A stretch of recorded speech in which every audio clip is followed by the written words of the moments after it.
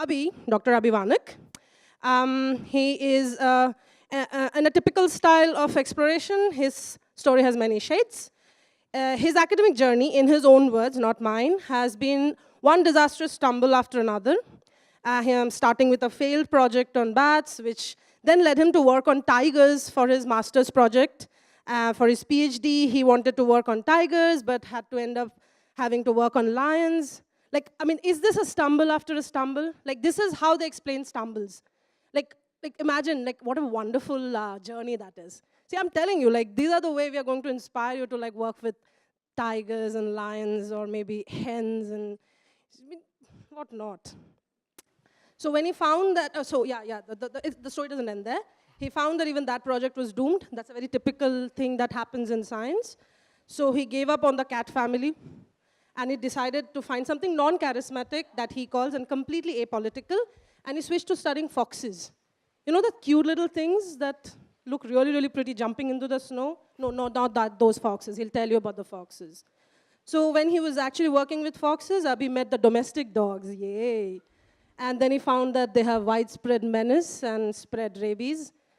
So he will tell you, like, he'll pretend like he doesn't like them, but that's again not true, because he does have his love for the canine family and one particular member that he calls Permit. And that Permit has been his lucky charm since his first permit. And he also has a long list of experiences. He's monitored olive ridley sea turtle nesting in the state of Odisha. See, life can be very interesting if you get into science. You don't have to be sticking to the bench all the time. You can go look at turtles. And he is also skilled in catching crabs, wild crabs, not farmed crabs. Let's give it up for Abi. Yep.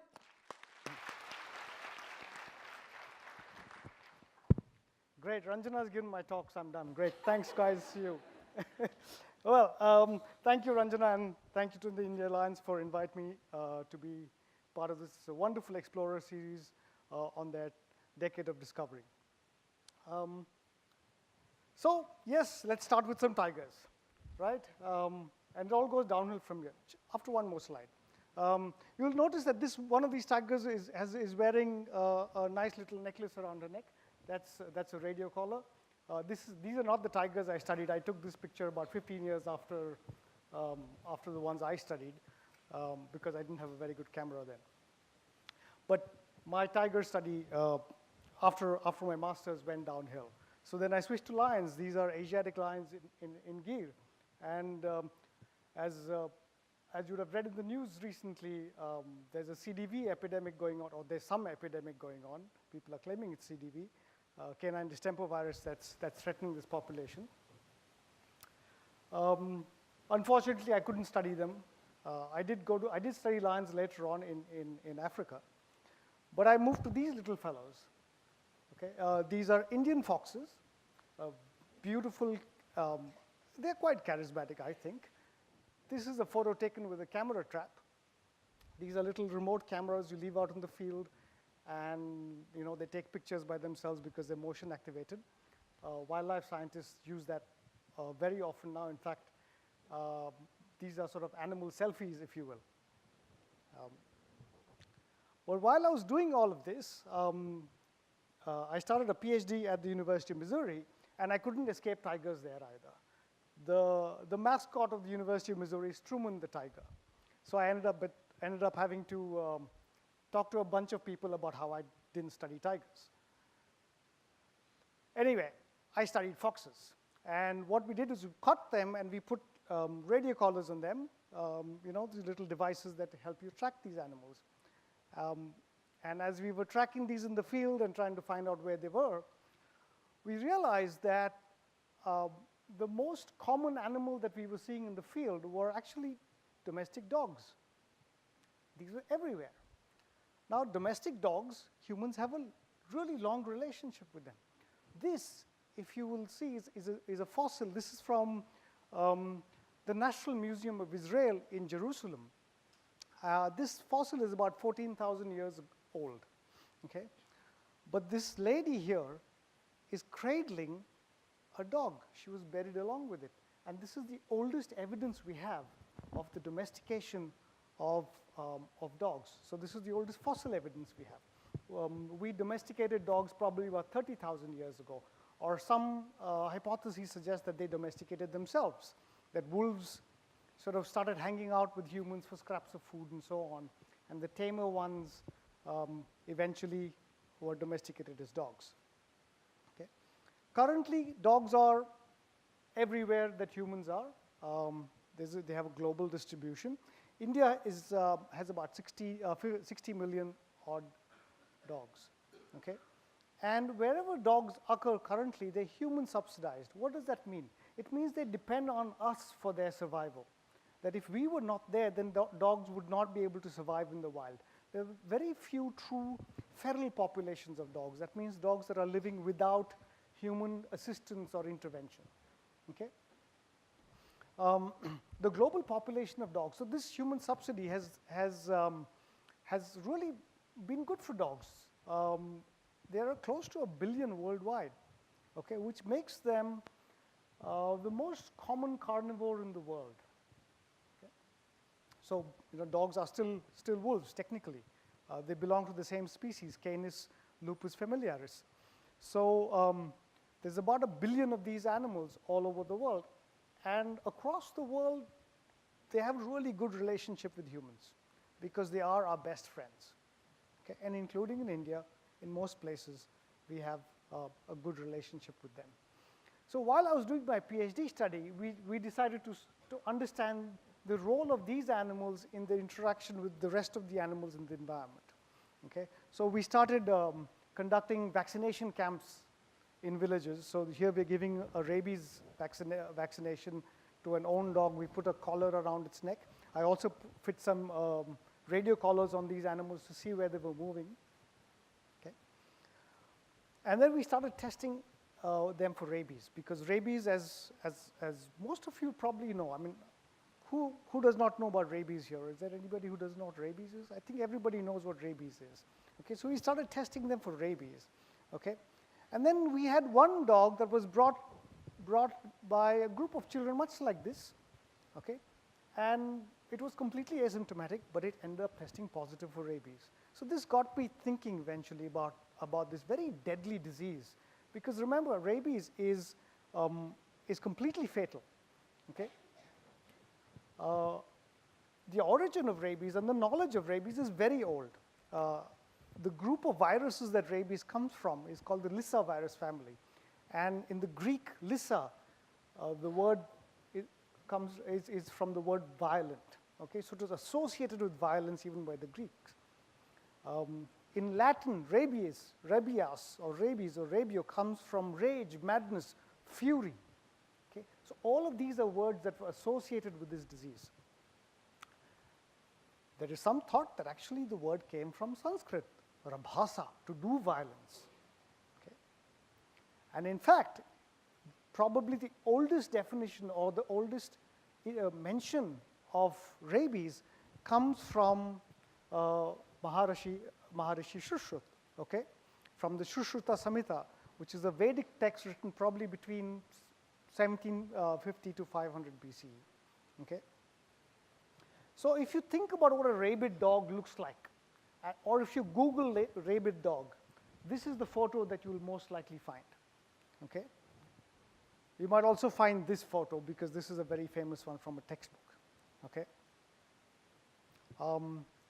Or you'll find photos like these of dogs covering in the corner. Okay?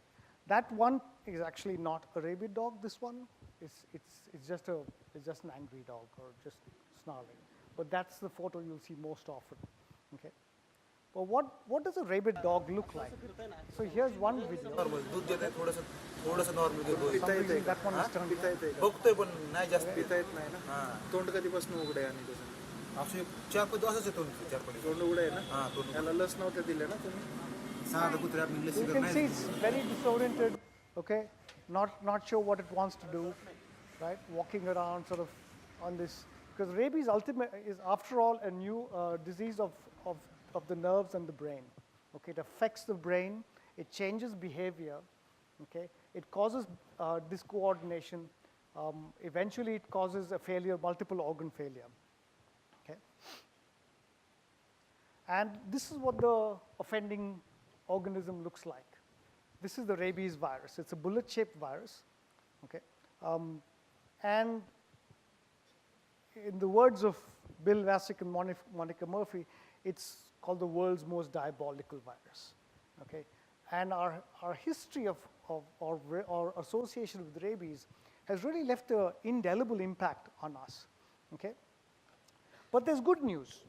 The World Health Organization and many other organizations across the world, such as the Global Alliance for Rabies Control, have started a campaign that says, you know, 0 rabies by 2030 across the world. At the moment, about 60,000 people in the world annually die from rabies. Okay? Of those, most of these deaths occur in developing countries of Africa and Asia. Okay? India has the highest burden of rabies globally. We account for 1/3 of all of those human fatalities, about 20,000. Okay. The WHO then assures us that eliminating rabies is actually not that difficult, and I agree with them. It isn't all that difficult. Okay, but so there are, say, 5 easy steps to control canine rabies. It all depends on what's called mass vaccination, because we have very effective vaccines to control rabies, okay, both for humans and for animals. The main vector of rabies, or the main host, are dogs. Okay, so if you can control rabies in dogs, you can control rabies or you can prevent rabies in humans. Even if humans do get exposed to rabies, you can still have effective post-exposure treatment or vaccination that will then prevent you from getting this disease, this dreaded disease. Because remember, if you get rabies, there's no treatment done. Okay, it's 100% or nearly 100% fatal. There are barely a handful of survivors, and even those who've survived after very, very long treatment have been left with some handicap or the other. Okay, so what are these steps? One is to estimate dog populations.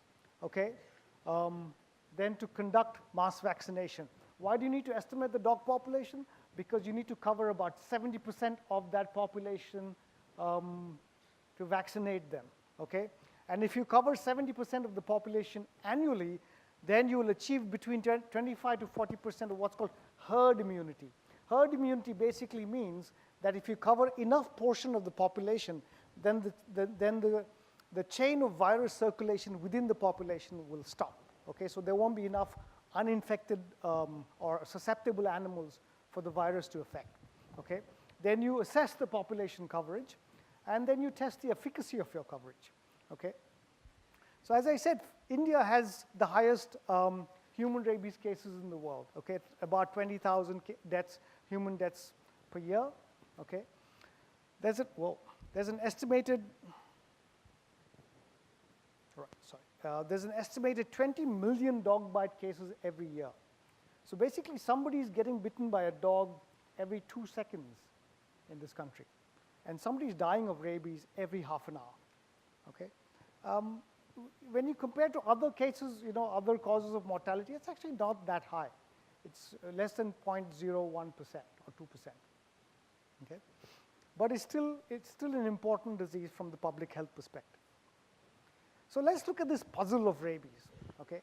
So you have your main reservoir host, the domestic dog, and for any public health care practitioner, that photo is a nightmare because that's the dog eating a fruit bat, okay?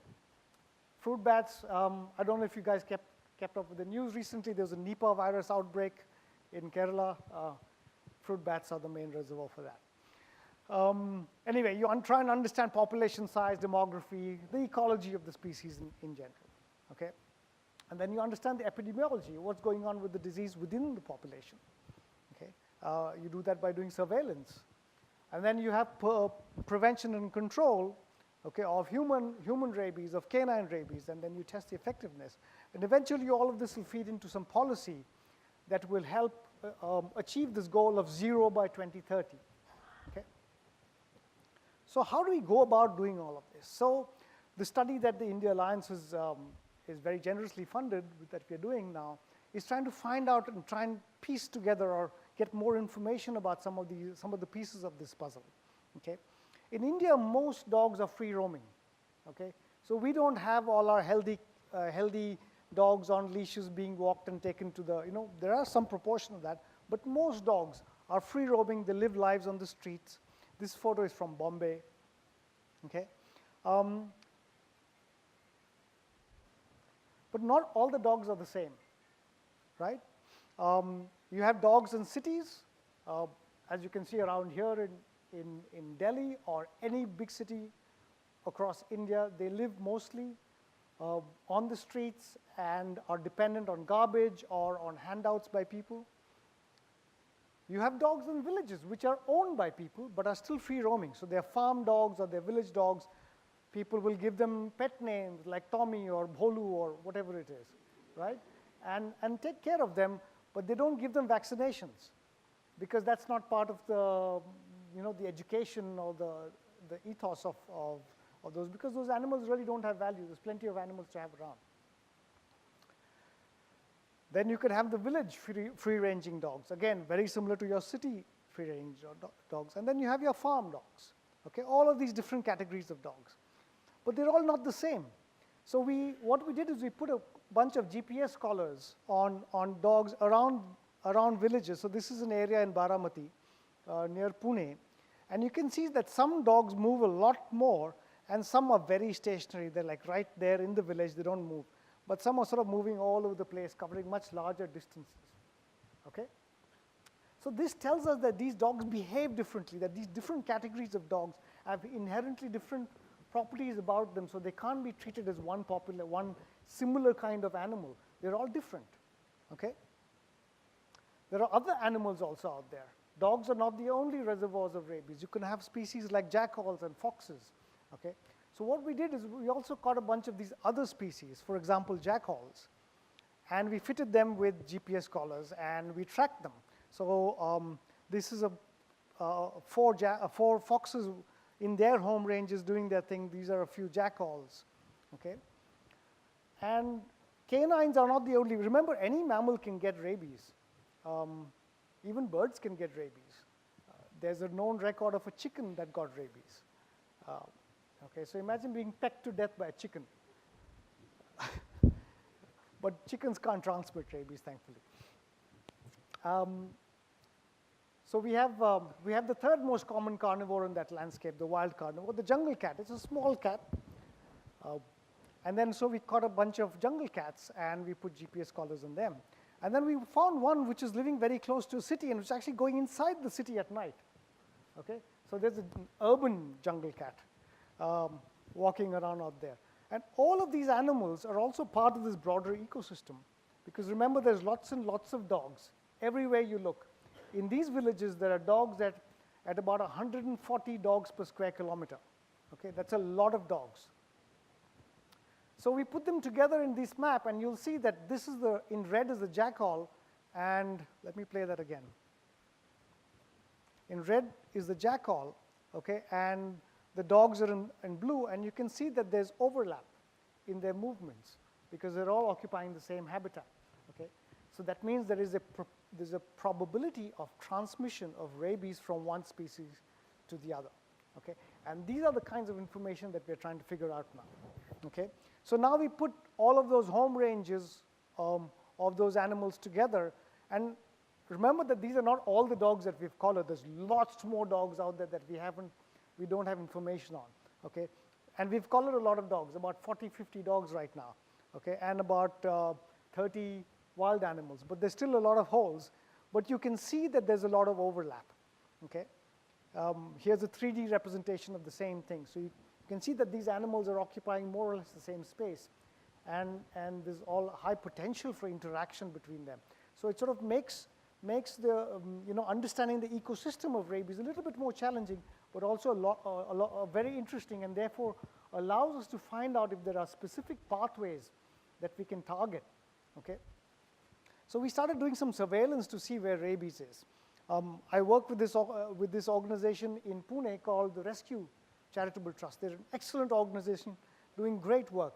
So we looked at the city of Pune itself and said, let's see how many rabies cases we find there. So we did something called passive surveillance, okay, where if somebody reported a potentially rabid dog, they would go and pick it up from the streets, bring it to their rescue center, and test it for rabies, okay?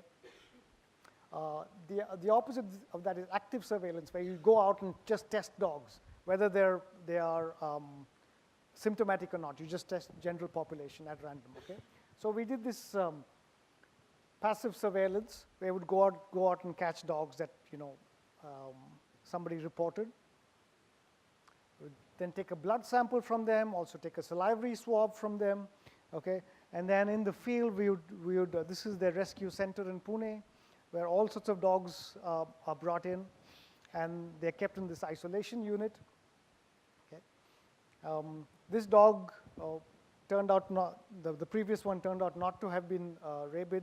This unfortunate puppy was bitten by a rabid dog, so it was very badly injured and had to be put down. Okay. Then we looked at the incidence of rabies cases. Now, you'll see that every month, okay, we've started recording them. And very soon, and this is the city of Pune, yeah? Over the last year,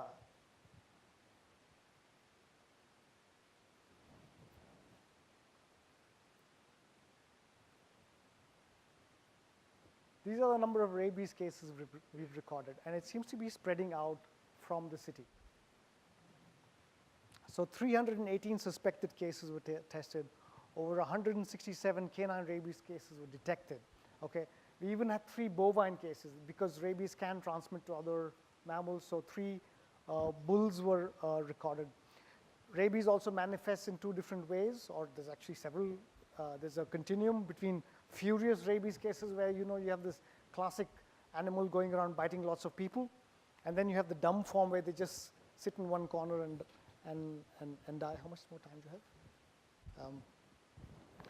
32 people were actually even bitten by these animals, but thankfully there were 0 human cases thus far, and that's mainly because Pune city has, it's a large city. It has enough vaccine available. The doctors know how to treat a victim of dog bite. So then the problem of human rabies is kind of controlled in Pune city, even though there's lots of rabid dogs. But that's not the same for the rural areas where most of our rabies cases come from, okay? So what we're trying to then understand is if we can find out this model of transmission, okay? Imagine there's an urban area which is a high density of dog population, okay? And then there's this peri-urban link population of dogs, and then you have all of these rural areas, okay?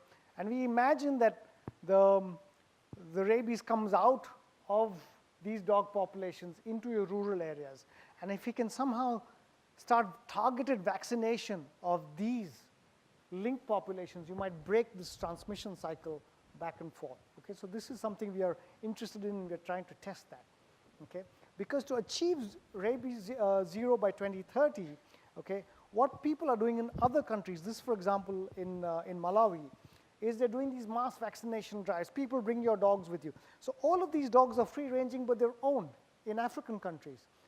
In India, we don't have this. We don't have that situation. Most of the dogs we have in India are not owned. They're free-ranging, have never been caught or given an injection or something like that. So you have to have a huge effort to go out and catch 70% of the population. I'm talking about 60 million dogs here, right? The other problem is dogs can also have a huge problem can also be a huge cause of concern for human health directly. Recently, packs of dogs went around killing children in villages of Uttar Pradesh. And as a retaliation, people then started killing dogs. So this is a lose-lose for both sides, okay? The animal welfare activists, mounted a counter-campaign of this nature, right? And this sort of ends up pitting humans versus dogs. We shouldn't have that situation, okay? Because dogs are companion animals. They were domesticated. They belong with humans. We shouldn't be fighting battles with dogs on the streets. Instead, we need better laws. Unfortunately, the laws in India, okay, actually prevent you from doing anything to remove dogs from streets.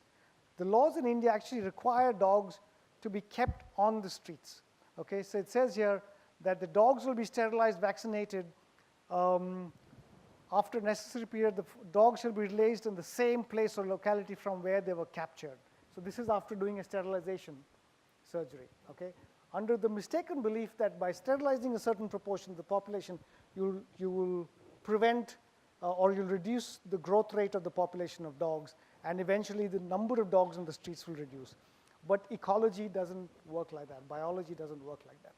Okay? If you remember the lines of Jeff Goldblum in Jurassic Park, nature finds its way. Okay? In India, you can't even kill a rabid dog.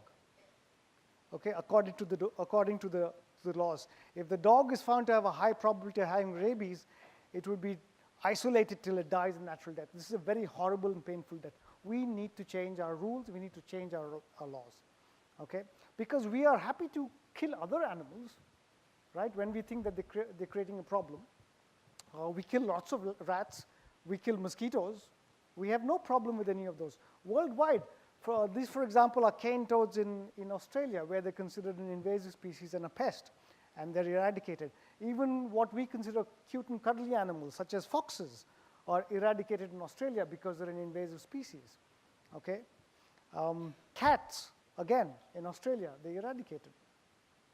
But we share a very close bond with these species, so we don't want to do that. Okay? We don't want to be cruel to them and cull them indiscriminately. Okay? On the other hand, we tend to go overboard sometimes, right?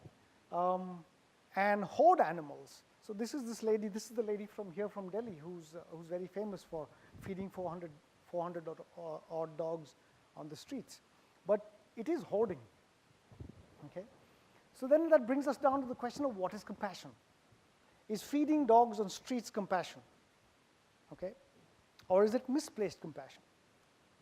Are we taking responsibility for our actions when we're just putting a bowl of food out there without also ensuring that this dog is not a nuisance to somebody else, is not mistreated by somebody else, does not get run over in an accident, or does not cause an accident, does not get rabid, okay, does not have litters and litters of puppies that eventually die a very rapid death in the streets? Are we just ending, just by putting some food out there, is our compassion ending there? Okay? What is the cost of this compassion? Look, remember that we are growing food for our own consumption. Okay? That has a huge environmental cost as well. Okay? So, for example, there's one study that estimated that the ecological footprint of dogs in Japan is is the same as humans. That dogs consume about 25% of the food that is produced for human consumption. In the US, is the same thing. And a rough calculation by some colleagues said that we need about 30% extra land that is required for feeding our pet animals. Okay? Remember that there are biodiversity costs associated with that land, because you cleared forests or you cleared some kind of natural vegetation to grow that land. You displaced lots of animals, so there's no compassion for those animals. But we are only being compassionate to the animals that we see as our pets or as domestic companion animals. Okay? So this comes back to my earlier question of, will India be rabies-free by 2030? I think that if we do not fix our laws, okay, of first reducing the dog population, and if we don't come up with alternate methods of vaccination and responsible dog ownership, then we will not be free of rabies by 2030 or even 2050. Okay? The reason is that that no country in the world has managed to eradicate rabies when it has a large free-ranging population of dogs on their streets. Okay? So with that, I will end my talk, take some questions, and also let you know that I don't dislike dogs. This is my new pet, Rubble, with my son. So I love dogs, but only if you take responsible ownership of them. Okay? Thanks.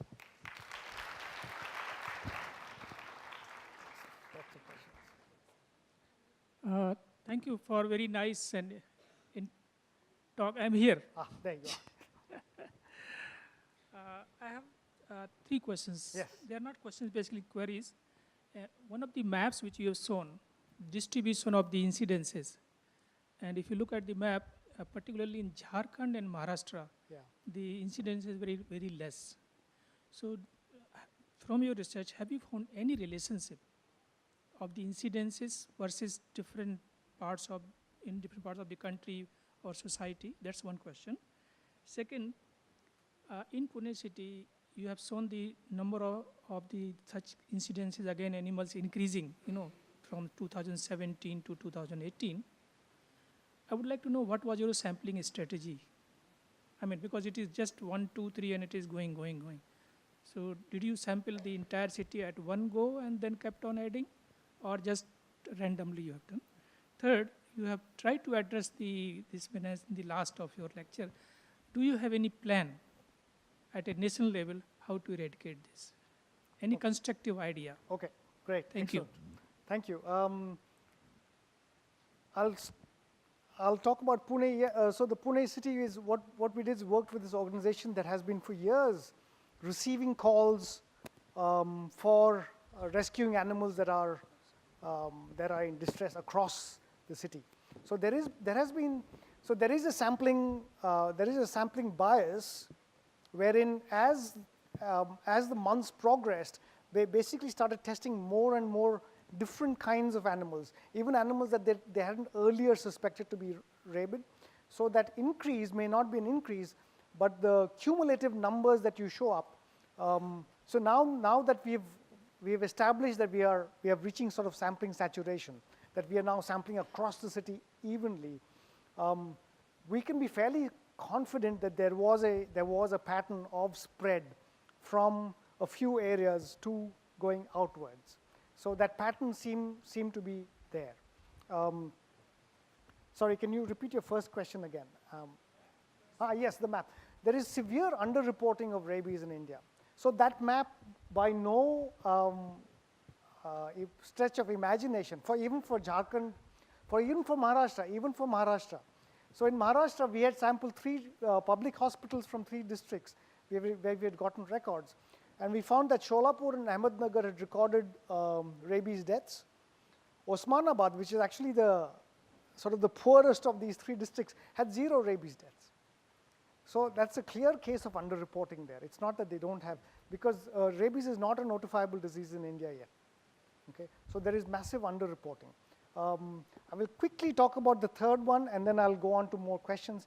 Is responsible dog ownership. That has to be your priority. That if you don't take control of dogs on streets, you're not going to be able to reduce rabies at the scale that it's required. Okay, Right, so we'll that needs to be the action plan. Yes. Sorry, we'll take one last short question. My question is there any government policy in place for vaccination of dogs? Because the number, or has it been left to charitable organizations to do that job? Or at least a policy in place for removal of the stray dog population from the streets? Is there any policy in place? Well, in fact, as I showed, the policy is against the removal of stray dogs from the streets. Yeah. So, and the policy is to have charitable organizations be in charge of the vaccination and ABC. This is law. This is the rules. So we need to change that. The numbers are so huge that charitable organizations alone may not be able to do I agree with you, absolutely, and therefore it needs to be done at a different scale. And we need lobbying against that, because currently the animal welfare lobby in India is very strong. We are talking to them, so I work with several different organizations, and they all recognize the scale of the problem. And we need to fix it. We need to fix it somehow. Currently the case is being heard in the Supreme Court of India. Whether these rules and these laws are constitutional or not, and I'm hoping in the next few months we'll have a clearer picture on how to move forward. All right, hate to be the party pooper, but let's thank Abi. Thank you. And